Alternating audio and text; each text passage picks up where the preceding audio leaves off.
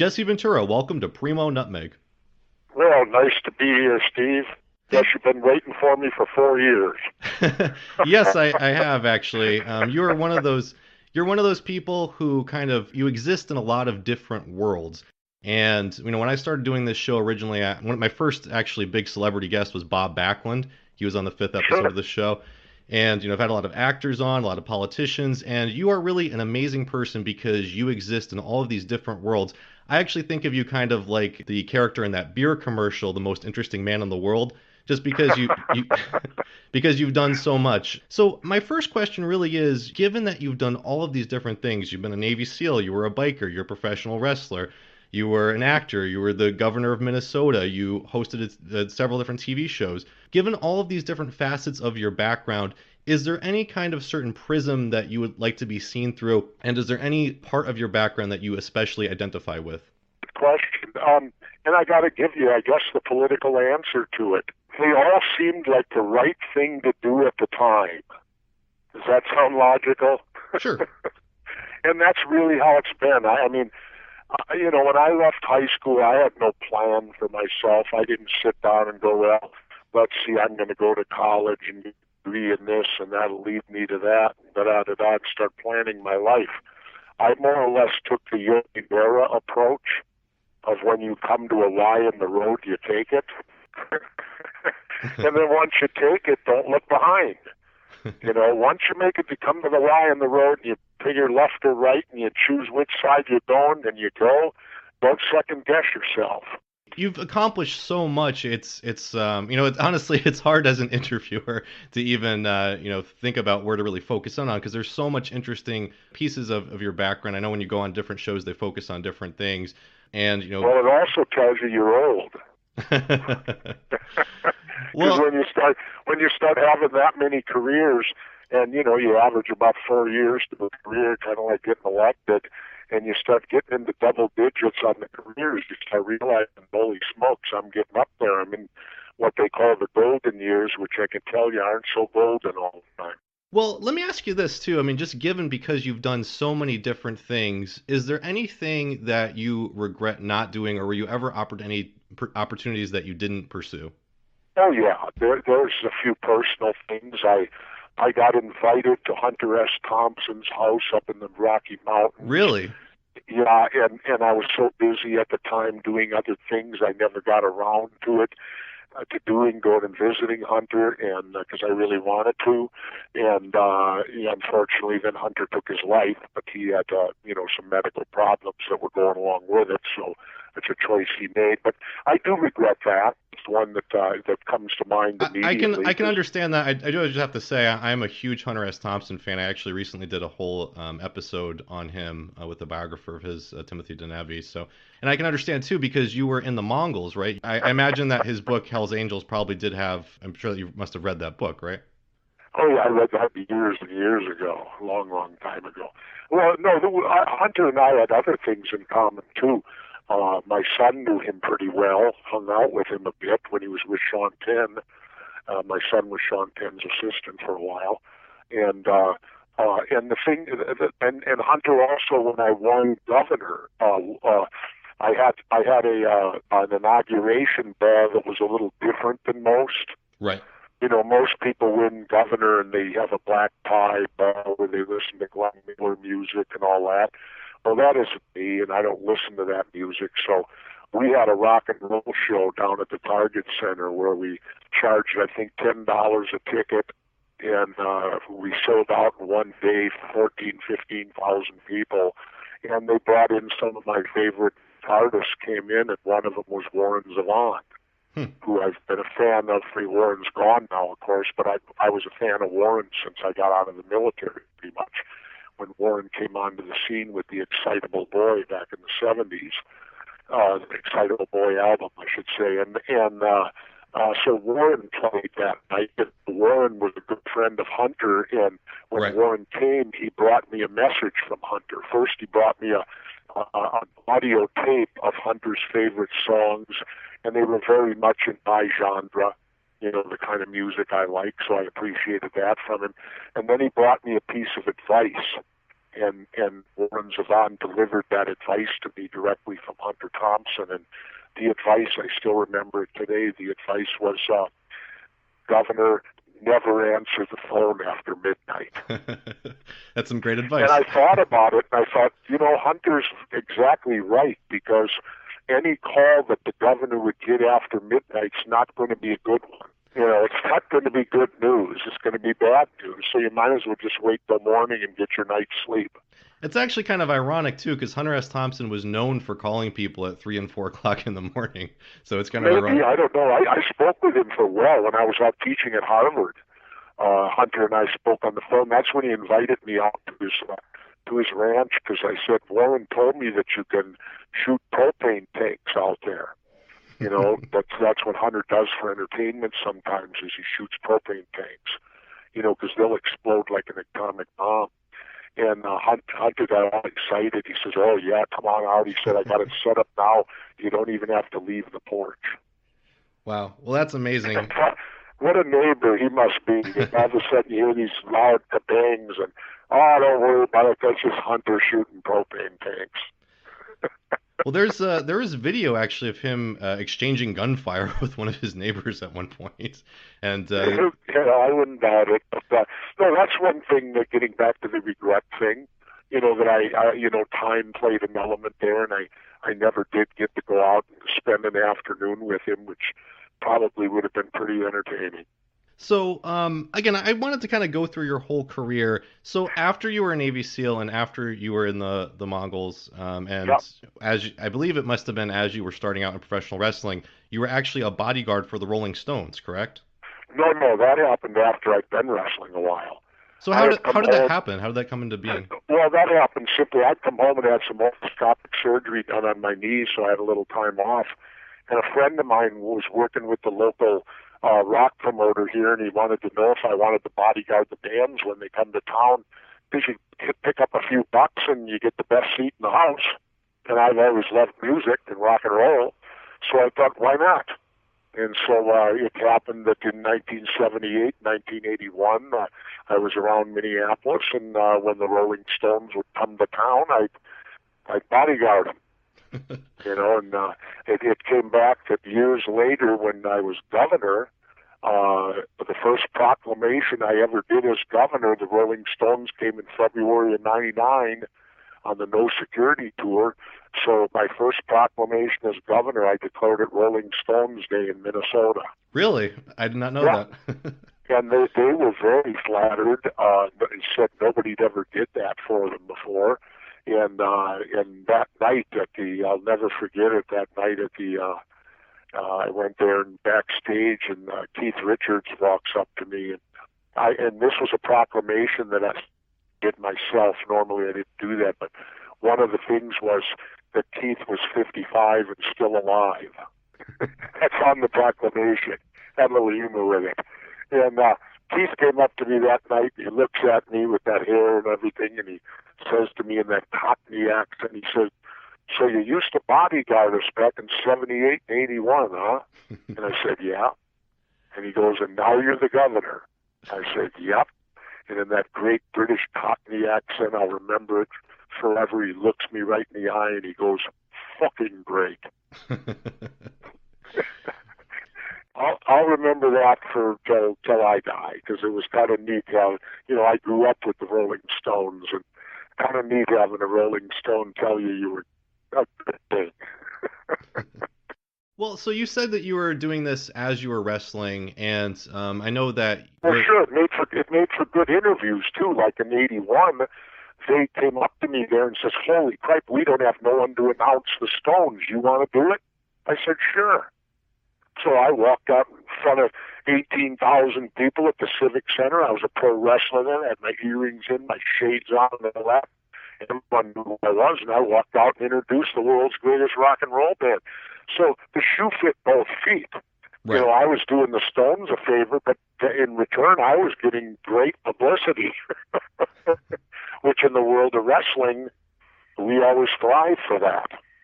So I did want to ask you about your wrestling career a little bit. I know that you were heavily influenced by superstar Billy Graham, as many different wrestlers were. Did you ever get a chance to compete with him in the ring? Nope. That's Never unfortunate. wrestled Superstar ever. We wrestled the same territory here in Minneapolis for a brief time when Billy had switched over to that karate gimmick. And Right. in the latter part of his career, he put on the black belt and the karate pants, and he kind of changed his gimmick from being the Superstar because I suppose me and everybody else had the other one now, so he needed to do something new. But no, we were just in the same territory for a very brief time. But I make no bones about it. He was I had come home on leave from Right. the military, and I had nothing to do one night, and my friends were all busy, so I went to the matches on my own. And I said, "Give me the best seat you got." There was one in the first row, and that was the first night. I was getting ready to get out of the service in another month, and I was pumping iron. And that was the first night I saw Superstar Graham, and it entered my head that this might be something interesting. And then when I did go to college then for a year, I took a lot of theater classes that intrigued me. I was on the GI Bill. And then I added the two up. I said athleticism and theater. I said, well, that's wrestling. And so that's the direction that got pointed to. Combining theater, I actually did Aristophanes the Birds in college, the Greek comedy, on stage. Well, you were very successful in the world of professional wrestling, and I believe that you did have several title shots, right, against Bob Backlund and against Hulk Hogan during those Yeah, years. no, not so much Hogan. I missed my shots with him when I got injured with the pulmonary emboli, the blood clots. That happened the night before I was to wrestle him in L.A., so I never did wrestle him for the title. Never got my shot because I missed my opportunity, and then my career turned a different direction then with the broadcasting end of it. But I did wrestle Bob 3 times and sold out Madison Square Garden 3 times with Bob. And, you know, Bob was a great wrestler in Princeton, Minnesota, you know, great amateur wrestler and a very, very good champion, you know, always held the belt with great dignity, did Bob Backlund. One thing that I found very interesting when I spoke with him is that he actually, I guess, had the opportunity to kind of compete for the belt against Hulk Hogan if he would have turned heel, but he didn't want to. So I think that he really put a lot of respect in the character that he was playing at that time and Well, being a hero. I think it also had to do with the fact, too, Bob, like all amateur wrestlers, always has kind of a little chip on their shoulder to all of us that didn't wrestle amateur. Sure. We're the showmen. And it kind of is interesting because a lot of the great actual amateur wrestlers, they really don't do that well in the pros sometimes. Where a lot of us who didn't wrestle amateur, and you know, like I think Ric Flair would be one. I don't think Rick ever wrestled amateur, did he? I don't believe so. I don't think so. You know, and yet you got, and Hogan didn't, and I didn't. You know, although I did wrestle 1 year in college, I did before I turned pro. I wrestled at junior college just to get the basics down because I had been a swimmer.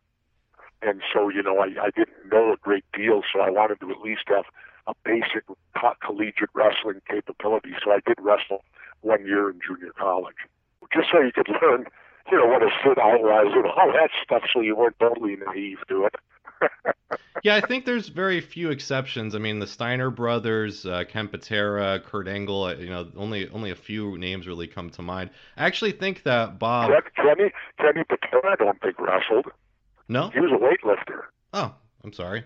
Kenny was an Olympic lifter. He took on Alexei, the big Russian. Kenny Right. was an Olympic lifter.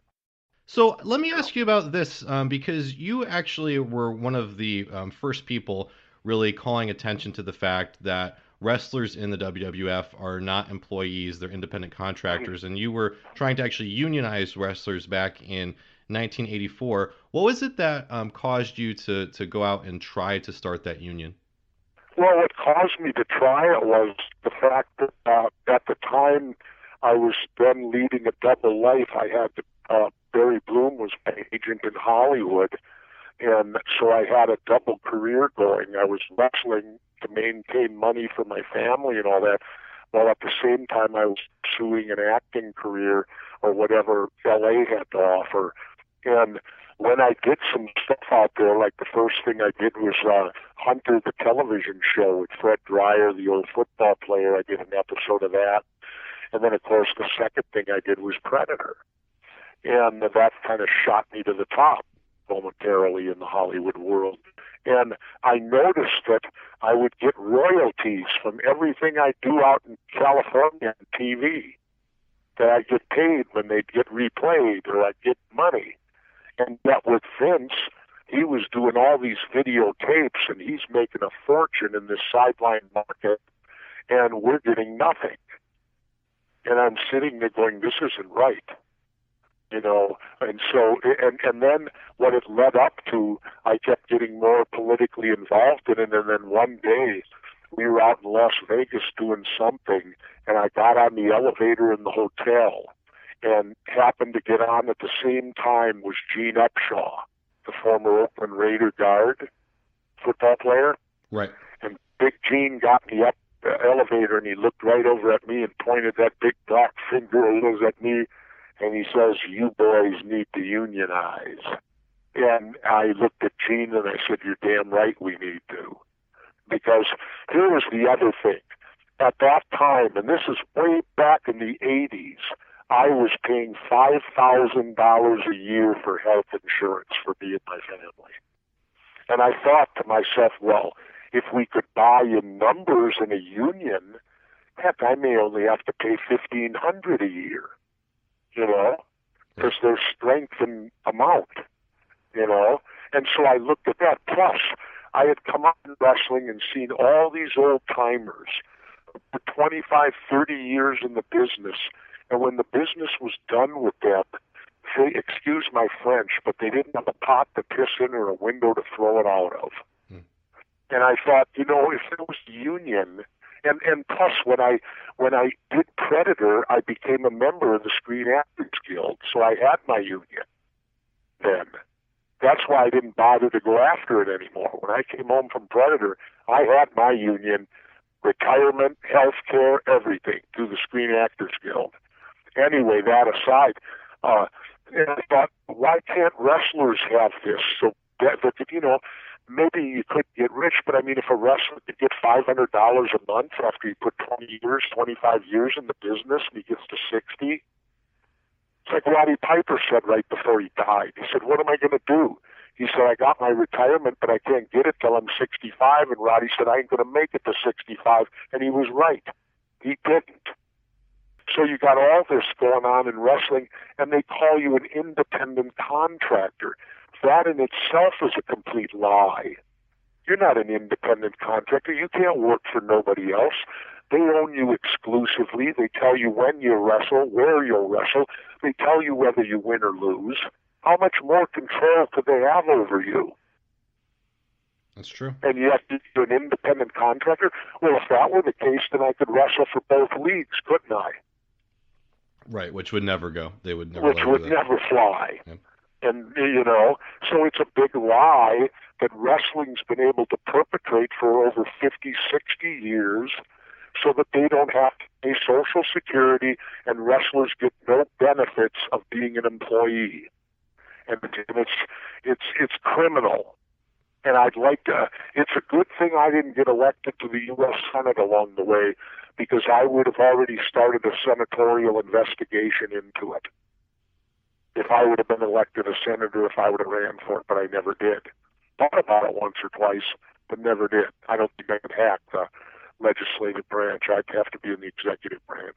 But anyway, it's criminal what wrestling and what Vince and all these promoters have gotten away with for over 50 years, 60 years, who knows how long. And they don't pay anything. And you have to pay self-employment tax, which is 15% of your income. Jeez. When you were... And they should be paying half for your Social Security.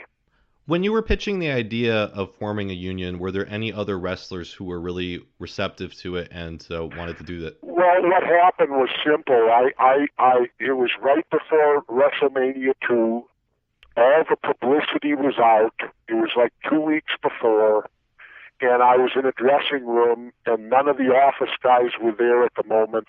So I stood up in the dressing room, and I said, guys, now is the time to unionize. All we have to do is refuse to wrestle WrestleMania unless union representation is brought in. I said they have to do it. It's a federal law. I said not only that, but these buildings that we're wrestling in are union run. And all they have to do is say, we won't turn on the lights. unless you allow these guys to unionize. I said, and then we got to get a hold of the Charlotte people and have them do the same thing on their side, because that was our big rival then, between New York and Charlotte and all that, the whole WCW stuff. Right.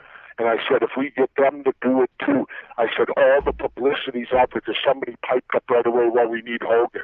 I said, no, we don't. We need Bundy. That's who he's wrestling. Hogan can't wrestle a broomstick. So Hogan wasn't in the room when you pitched this idea? Oh, Hogan was there. Okay. Absolutely, he was there. And so I made this big pitch, and I told him, now's the time to do it. All the publicity is out. We'll get a ton of press. I said that the Fed, they can't stop us. It's a federal law that union people will be allowed to come in. I said, all we have to do is stick together on it. Well, we ended that night. I went home and got a phone call the next day from Vince McMahon. And he wanted to know what the hell I was trying to pull and what the hell I was trying to do, with this union crap. And so I was blunt and honest. I said, Vince, it's not to fight you. I said, it's so I can get health care and buy in numbers so we can have retirement. Many of these things that aren't provided for us. And of course, I was leaving then. Right after WrestleMania 2, I got on a plane and was off doing Predator. And so I'm now a member of the Screen Actors Guild. I went off and did Predator. When I came back and renegotiated and came back to Vince, did you know that I had to quit? Vince wasn't going to let me do the film. Really? Yeah, and so I said, I quit. So I quit. Because I said, I can always come back to wrestling. I won't get another chance to co-star with Arnold Schwarzenegger. Are you kidding me? Right. I said, I'm going to do the film. Screw you. And off I left. I was gone. But then Vince needed me because he just signed the second year of NBC Saturday Night Main Event, and NBC expected me on the mic. And when I wasn't there for the first one, they went ballistic. And that's why Vince had to meet all my demands, because NBC told him to. It's all being in the right place at the right time and playing your poker hand correctly. The reason I asked if Hulk Hogan was in the room is because later on during a lawsuit against Vince McMahon, you found out that he was actually the one that that informed him that you were trying to form a union, correct? Yep. What happened was I kept it in the back of my mind, and later when I left the WWF, I decided to bring a legal action for the videotape royalties that I always talked about. Why don't I get paid for these? I do in Hollywood. And it was during that we had to go out and depose Vince for federal deposition. And, of course, it's a civil case, so you can ask him anything. So I told my attorney the story, and I said, look, if you can work it around, I'd like to know who ratted me, because there was only wrestlers in the room that night, so it had to be one of them. And so my attorney was brilliant. He's asking Vince questions, and he gets to the point. He says, Mr. McMahon, he said, has there ever been a union in wrestling? And Vince goes, no. And my attorney goes, well, has anyone ever talked about it or tried to start one? And Vince calmly thought a moment. He said, yeah. He said, I think Jesse Ventura spouted his mouth off about it one time. And, when you're sitting in a deposition, I'm not allowed to talk. I just have to sit there. And but I can consult with my attorney on things. But he said, yeah, I think Jesse Ventura spouted his mouth off about it one time or whatever. And my attorney said, really? He said, well, did you hear Mr. Ventura say this? And Vince said, oh, no, I didn't hear it. And my attorney said, well, then how did you know he did? With no hesitation whatsoever, Vince said, well, Hulk Hogan told me. You had been friends with Hulk Hogan, correct? Oh, yeah, totally. So why do you think he did that? And when I came in the business, the worst thing you could be in the business then was what they called an office stooge. That's a guy who pretends to be one of the boys, but he's always reporting back to the office. That's what went on in the territory days. That's how people would secure their positions and all that with the politics of wrestling. And so the lowest thing you could be in the early days of wrestling was to be labeled an office stooge. And that's what I consider Hogan now. And I understood why, because during the trial, we got all the statistics from WrestleMania 3, the one in Pontiac Silverdome. And I know why Hogan did it, because he was greedy. If there would have been a union, it would have been a fairer pay scale for everyone. WrestleMania 3, Hulk Hogan made more money than all the rest of us combined. Wow, that's insane. And that includes Andre, his opponent. That's crazy when you think of all the names on that card. You had Macho Oh Man, yeah, Randy Savage, he got Ricky more Steamboat, money than Roddy all of us. Piper. I saw it. We have the records in the trial. Hogan got more money at WrestleMania 3 than all the rest of us combined. Wow. So that's why Hogan didn't want a union. He was being taken care of. You know, and he flushed us all down the toilet because, you know, that's the way people like him are, I think. You know, they don't, that's why Hogan wouldn't make he wouldn't make a good elected official, because he can't separate his own from the public good. Well, you know, it's interesting because it seems like you and Hulk Hogan, you have kind of competed in these different worlds where you both came up in wrestling. You both were kind of imitating superstar Billy Graham to a certain degree. You both were very popular in wrestling. Then you were announcing and calling his matches. You became governor of Minnesota. He, around that same time, was teasing the idea of running for president, acting as well. You understand that's a joke, right? People forget I was a mayor first. You know, when I left wrestling, I moved into politics. I was a mayor of the sixth largest city in Minnesota. Everybody forgets that. I did that for 4 years. Then I went back to the private sector for 3 or 4 years. Then I came back out and ran for governor and won. But I got into the political arena. I just didn't run as Jesse Ventura, the old wrestler. Sure. But my point is, I guess, is it seems like you guys had this kind of competitive relationship where he followed you to Hollywood and was trying to make his own movies. No, you got to remember, I was always the villain. He wasn't. Sure. So I was on the heel side. He's the big baby face. So, and as far as us, I would say he followed me when he did switch heel later. He did to snide me. He took my gimmicks. I was gone then. Sure, the Hollywood Hulk Hogan when he was in the NWO. NWO. He started wearing the feathered boas. He was doing that to snipe me, I think. You know, because I had become governor by then, or I moved beyond wrestling. Have you talked to him since that time? Never.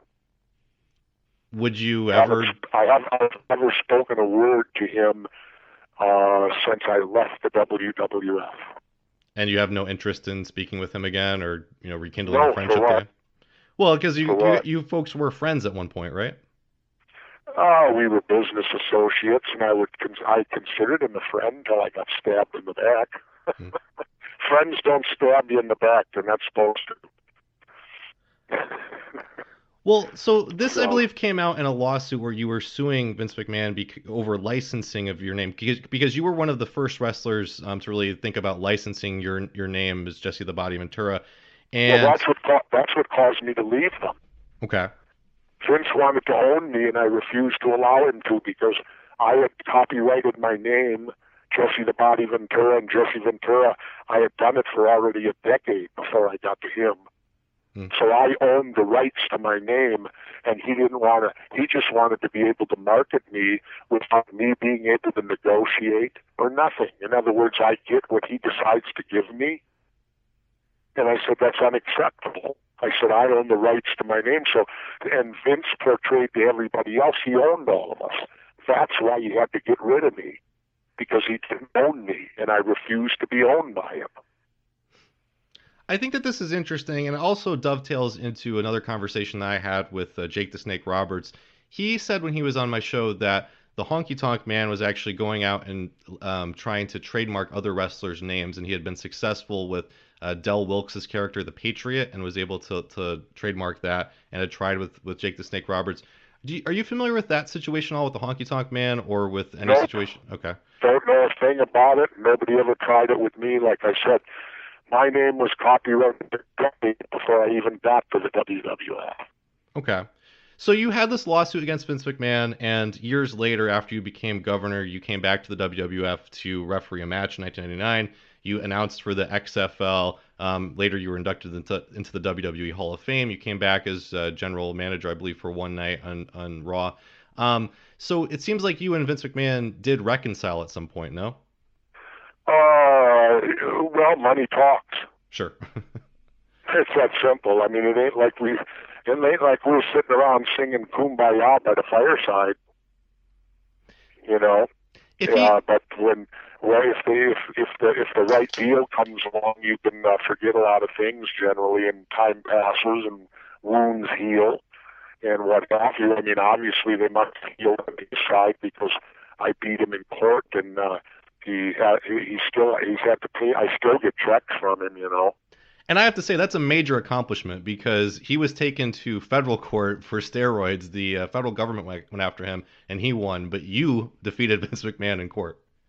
Well, that's because of great lawyers, and because I beat him on a thing called quantum merit.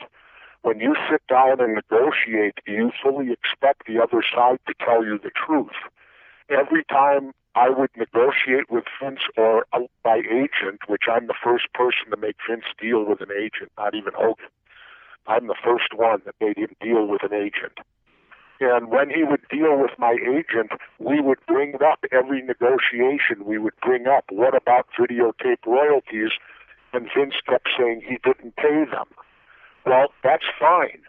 If that was his policy, he's not required to. I couldn't have beat him in court. But during discovery, we discovered that wasn't true, that certain people were being paid royalties. Hulk Hogan, Mr. T, Cyndi Lauper, and a whole bunch of these Hollywood people were all getting royalties from videotape. See, Vince had to play their game to get them. And so that's what won the case for me, because when I was put on the stand, my attorney said to me, Jesse Ventura, had you known other people were getting videotape royalties, would you have agreed without getting them? And I said, no, I would not have. I would have never. I would have expected to receive the same type of thing everyone else was getting. And that's what I beat Vince on. If Vince hadn't paid other people, certain people, royalties, I would have had no case. But the fact was he was paying them to a certain select group of people. When and how did Vince McMahon approach you about coming back to referee or to be an announcer for the XFL? Well, he approached me because he at least, when I won governor, Vince at least showed me honor and dignity in doing it. WCW did the opposite. They trashed me over it. And that's when Hogan came out and said he was going to run for president. Right. You know, and so they didn't give me any respect, WCW, which doesn't surprise me with Eric Bischoff. He's a lowlife. And anyway, Vince was very respectful when I won. And so Vince came at me with the idea he was going to run SummerSlam here, and he made me a terrific offer to be the referee. And I thought I'd be crazy to not turn my back on this. I guess the only thing that is embarrassing about it, I won't go into numbers, but it's kind of an embarrassment in your wrestling career that you made the most money being a referee. Well, you were a sitting governor at that time too. I mean, that's No, but you get what I'm saying. Sure.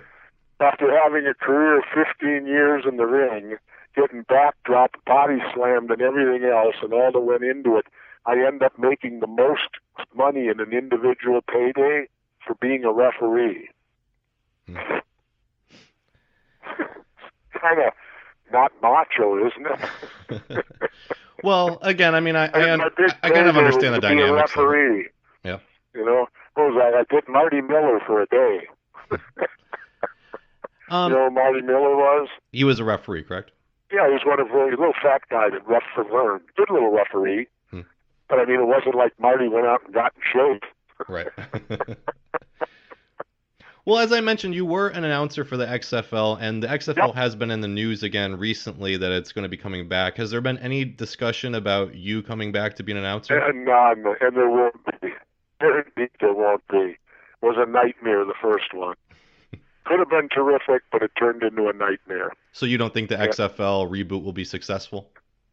I, for the life of me, can't understand after the bath he took on the first one, and which wasn't his fault. You know, there was collusion that happened.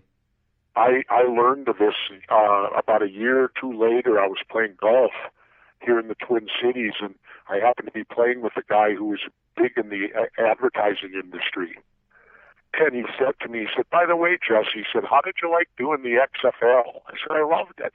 I said, we incorporated new things to the rules. You couldn't fair catch. We're the ones that came up with the camera that runs on the cable above the stadium that the NFL uses now. Right. I said, we did a lot of neat things. I said, it was fun. And he looked at me and said, well, you know why it folded, didn't you? And I said, no, why? He said, you lost all your advertisers. I said, yeah, I heard that. He said, well, you know why you lost them, didn't you? I said, no, why? He said, oh, the NFL put the word out under the table that if you advertised on the XFL, you wouldn't get on the NFL. Now, that's collusion. That's illegal. Yeah. I always wondered why the NFL was so quiet about it. They never made a response to it. They ignored it. It was all because behind the scenes, they were pulling a big power play. When I learned that, I thought, oh, boy. I thought, how sad of the NFL, you know, that they would behave in that manner. But you're talking billion-dollar industry. I guess that's how it works in the corporate world. But he said that's why because they put the word out that if you advertised on the XFL, you wouldn't be on the NFL.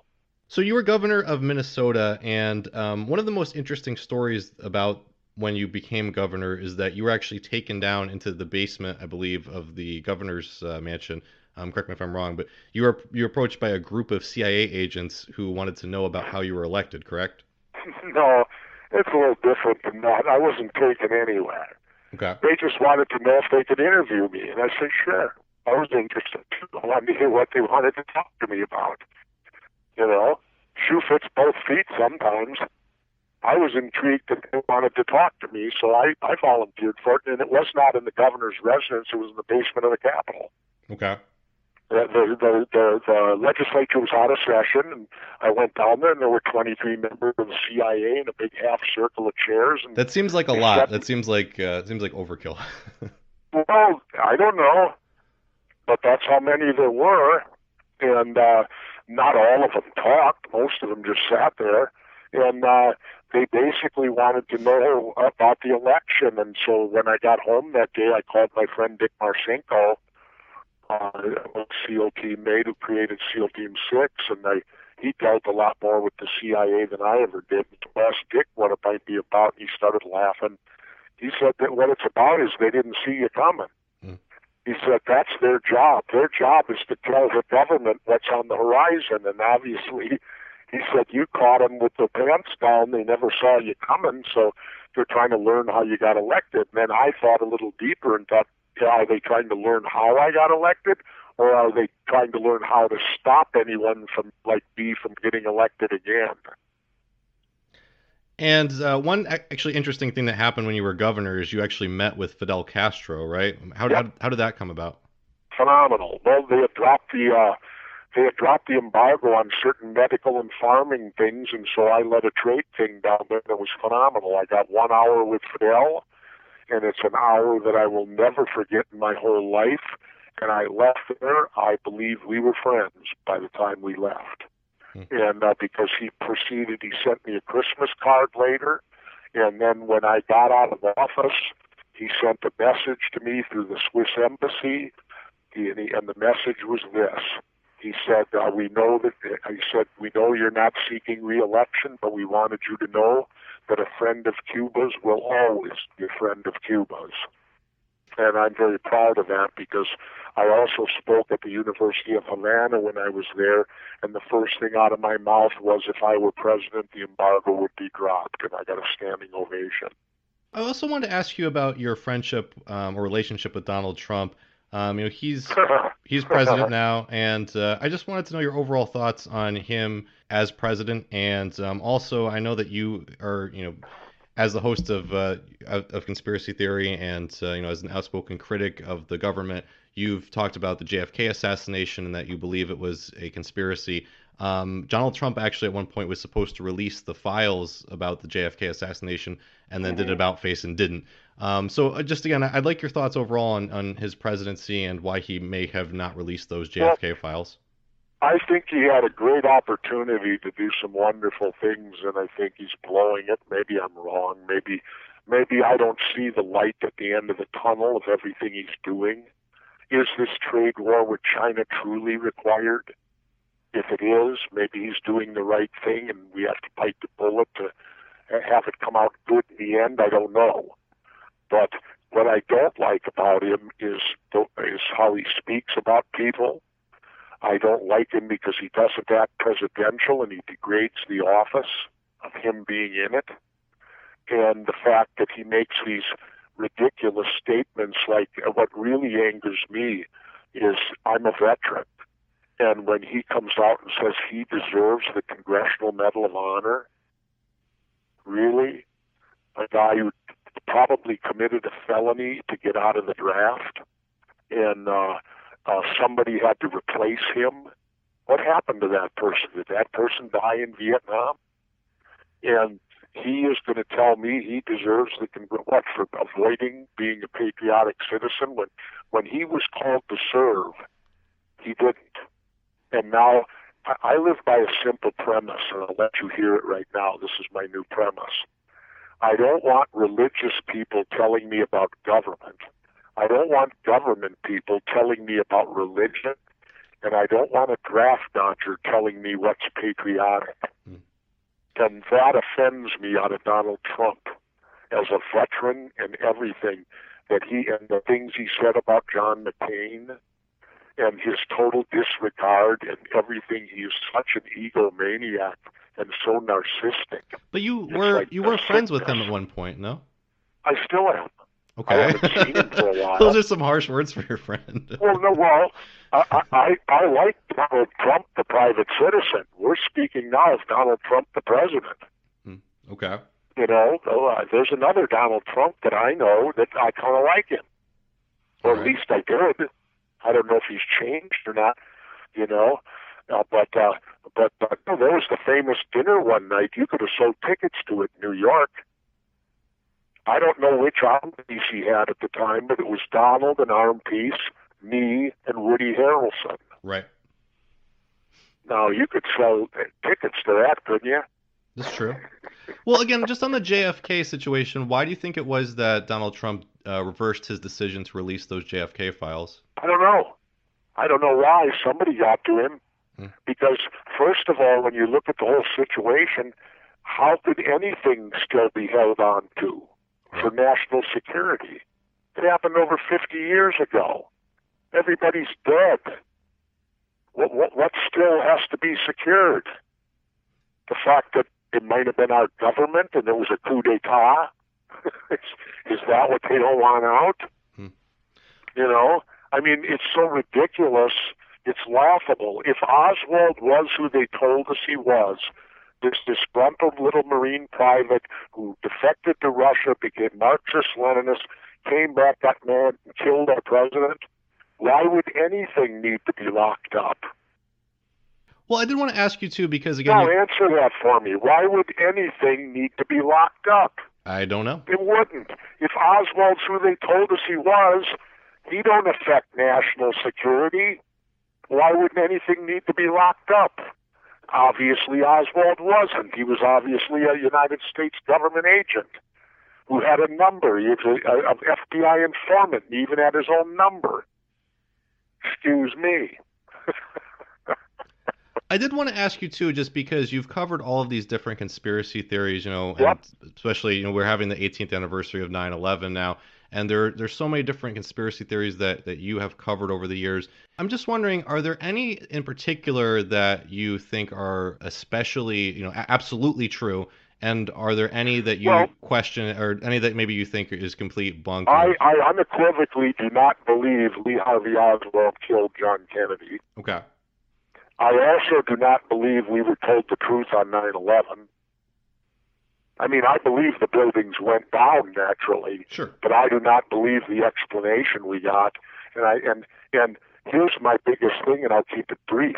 How can you have a 9/11 commission report, doing a complete report, and a third building went down at 5:20 that afternoon, and it's not even mentioned? Are there any conspiracy Are theories? you aware of Building 7? Yes. Yeah. Well, how can that not even be mentioned? There's no explanation has been given for that. Why not? I think it's rather important. You know, a third building goes down that wasn't hit by planes. It wasn't even mentioned in the report. Yet if you go to the government today and ask a question about 9/11, they will refer you to that report, which doesn't even talk about Building 7. Well, that alone deserves to be put under the microscope. So what else? And plus, I'll finish with this, then I got to run. I had Sergeant April Gallup look me right in the eye and tell me face to face she was in the very room in the Pentagon where the alleged plane hit. She looked me right in the eye and said there was no plane. Now, do I not believe her? Because she actually stumbled out the hole and was recovered on the ground outside. She told me, Governor, there was no luggage, there were no seats, there were no bodies, there was nothing. Look at the Pentagon. All they did was there was a hole in the wall and then they covered it up with a tarp. Governor, did you ever see any fragment of a plane? No. I could go on, see if you study stuff and really get into. Remember, I'll finish with this. England did a study and found out conspiracy theorists are generally more intelligent than other people because they don't accept the answers, they do their own research. there is just one last question I'd really like to ask you. You have talked about running for president, or the possibility of you running for president for years. Yeah. You've also, been supportive of people on both kind of the right and the left, the Libertarian Party and the Green Party. I know you've been supportive of. You've spoken fondly of Ron Paul, Dennis Kucinich, Ralph Nader, Gary Johnson, Jill Stein.